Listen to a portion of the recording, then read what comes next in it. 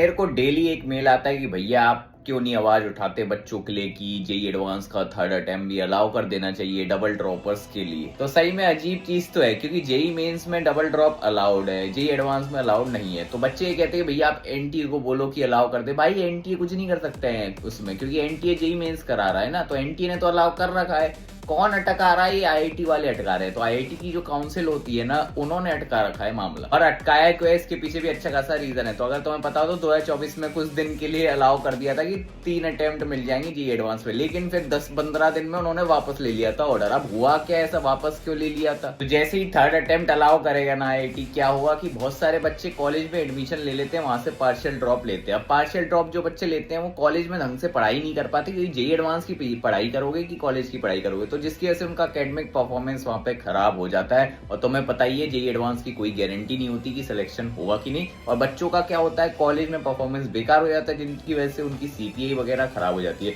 Plus अगर तीसरा attempt apply कर दिया तो इसमें एक और नुकसान ये भी है जो आईआईटी वाले कह रहे हैं कि कोचिंग्स की मोनोपोली और फायदा ज्यादा बढ़ जाएगा, क्योंकि बच्चे क्या करेंगे, 3-3 साल की कोचिंग करा करेंगे। किसका बिजनेस बढ़ेगा? कोचिंग वालों का। और अगर आपको नहीं पता तो इंडिया एक सोशलिस्ट कंट्री भी है और अपन इक्वेलिटी के ऊपर बहुत ज्यादा ध्यान देते हैं, वो तो आपने देख ही रखा है, वो बात अलग है। बट ठीक है, इनके अकॉर्डिंग पॉइंट ये भी है कि देखो, जो बच्चे अमीर घर से हैं, जैसे आपकी अगर फैमिली इनकम अच्छी खासी है तो आप अच्छी कोचिंग अफोर्ड कर सकते हो, टॉप बैचेस 2-2, 3-3 लाख की कोचिंग अफोर्ड कर पाए।